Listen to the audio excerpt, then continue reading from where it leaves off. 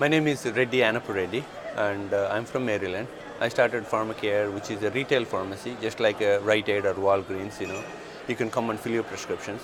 In 2006 in December, and today we have 10 pharmacies, and in 4 different states: Maryland, Pennsylvania, DC, and North Carolina. And we hope to grow to every state in the East Coast, all the way from Maine to Florida by end of next year. So we have a goal, and we made 500 this year for the first time. And I won Ernst & Young Entrepreneur of the Year last year. So that's where I came in touch with the Kaufman Foundation last year, and you guys run awesome programs. Thanks. With you leading a firm that's growing at this rate, what are some of the concerns that you have about managing growth? I had a business in 1995 which failed miserably. Okay. I was on the roads and I had to come back, rebuild the whole thing, and fortunately, grace of God, I was able to come back and living my dream right now. So what did you learn from that first experience? The failure is, number one is, it made me more determined that, if I can do it first time, why can't I do it second time? First time what happened is we did grow, but I was even focusing on a bigger growth without having a right team. And probably I was a bit more aggressive going against the market. So I realized okay, these are my mistakes, I should not do it. But for me, unfortunately, it took me 10 years to come back even to regroup all my energy and finances and everything. But this time I was making sure, and I'm making sure that I have a right team of people around me to guide us to the next level. I mean, it takes a lot of determination and courage and commitment to go the first time. But after having failed, to work your way back over 10 years and then decide to make that plunge again. I mean, why is that, do you think? Is that inside of you, or? It's like hunger. You're like hungry, you know what I mean? You want to do something, and for the first time I got lucky, I got a break, but second time it made me like, what? I don't want people to remember me for my failures, but so I had something burning in my side that I really want to do something different than, I don't want to work for somebody for all my life, number one. Number two, when you have a financial freedom, you can do a lot of good things. For example, I'm building a free hospital, I'm building, I'm doing a lot of, in back home in India, where I came from. But most important thing, what driving me all these days is, I should be thankful to my family, my wife, who didn't kick me out when I lost everything, you know what I mean? She was very patient enough, my parents and my brothers and everybody supporting me. When you have all these things, the determination is the secondary thing, but you have to have a good supporting structure. Then my hunger, of course, I really want to do something, but in a more careful way. Let's get back to where you are now in this growing company and facing growth over the next year, which is at least going to double, even more than that. The way we are growing right now is double is not acceptable. Okay. So we are approximately $40 million company in 2011. Okay. We wanted to be $100 million minimum next year. So we make sure we had a right team to take us to the $100 million. Okay. And we are having all kinds of employee programs where we energize employees. You having a passion is different, but all employees having the passion is different, How do you get that culture to come from you, because you have it? Yes. Your executive team may have it, but to work it all the way down to even the person that you hire today has it too. We started a employee retreat. So we bought all the employees from 4 states, whole day. We bought motivational speakers. We bought the actual patients who come to us, who are our customers. Some customers came and told we're doing great job. Some customers came and told we are not doing great job, and why we are not doing great job. And we got physicians, we got nurses. So who are basically our target customers? Everybody came, all told our employees why we are good, why we are not good, and then we told what is our focus is. Basically, we told the patients, if you don't take care of every customer who walks through the door like your mother and father and sister and brother, guess what, we are doing something wrong. And there are 100 different people who can do the same job, and we let the employees know that, importance of customer service. When you're competing with the CVS's and the Walgreens and those of the world, you really do have to differentiate yourself. You kidding me? Yes, 100%. What happens is you cannot afford a mistake here, number one. Number two, your customer has 100 choices compared to the other industries. Number three, we can never hire a better location than CVS or Walgreens. They have the best locations. They have deep pockets. They get a better discounts. The only way you can beat them is service.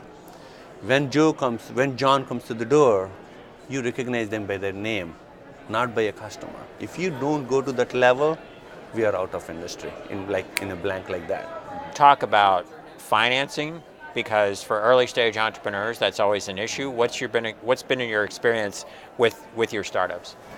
It's a blessing, first of all, because when I went to my bank in 2006, they didn't think I'm crazy and they gave me a loan. That's the best thing I can put it. I have a gentleman who worked with me, his name is Don Hyatt at my bank, local bank. When I told him this is what I want to do, I gave him a business plan. I told him I was a failure before, and I explained him, but I'm very confident I can make a difference. And he did, he gave me $80,000 loan. I still remember that day. And today that 80,000 became $2 million, and he's working on $5 million loan. But fortunately, I asked him to be my CFO, the same gentleman who gave me my first. So he became my CFO, the company CFO, and he's driving the growth. And so we do like risk factor analysis, where can we go wrong? He's like my mentor, the guy who knew me from the day one, and he advises me and everything. It's good to have a great team who you can trust. Do you look for people that are different from you or the same as you, or how much do you know sort of your weaknesses to fill in those gaps? The thing is, I'm the only one who can know all my weaknesses.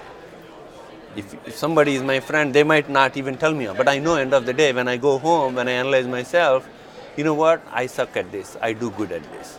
So all I do is, whatever I don't do well, I have a smarter people than me who can do that job. As simple as that, which I missed in my first venture. You know what I mean?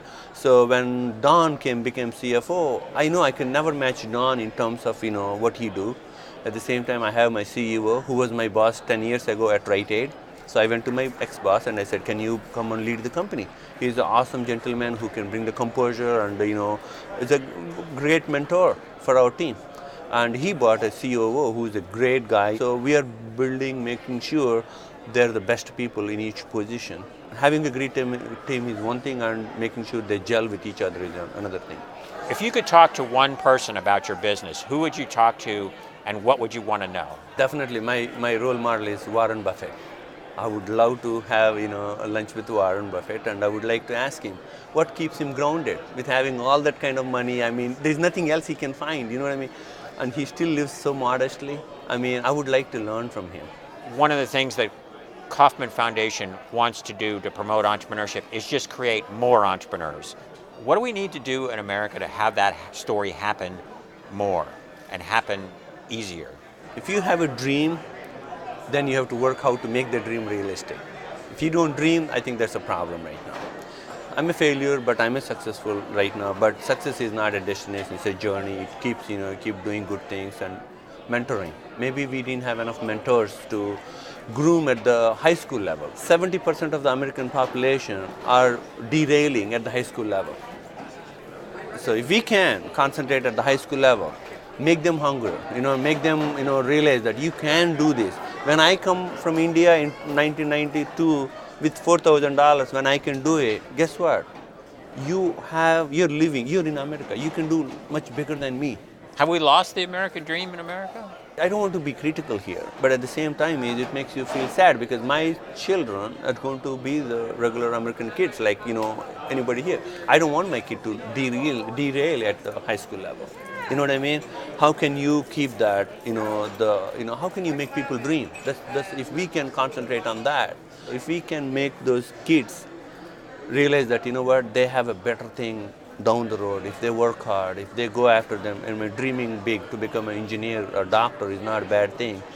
If we have to give them the strength to dream and all these things, I think that should bring a lot more entrepreneurs. When you came to America, I mean, there was a certain amount of freedom that you wanting to have. Did it occur to you that freedom included starting businesses, becoming an entrepreneur? Absolutely. But thing is, coming to America itself is a huge dream for me, which is fulfilled. You know what I mean? When you asked me at high school, that was my dream. My father told me, you know what, if you go to America, you can have a better life. My father could not have it. So that he makes sure we lived his dream. Actually, we are living my father's dream right now. Thank you, man.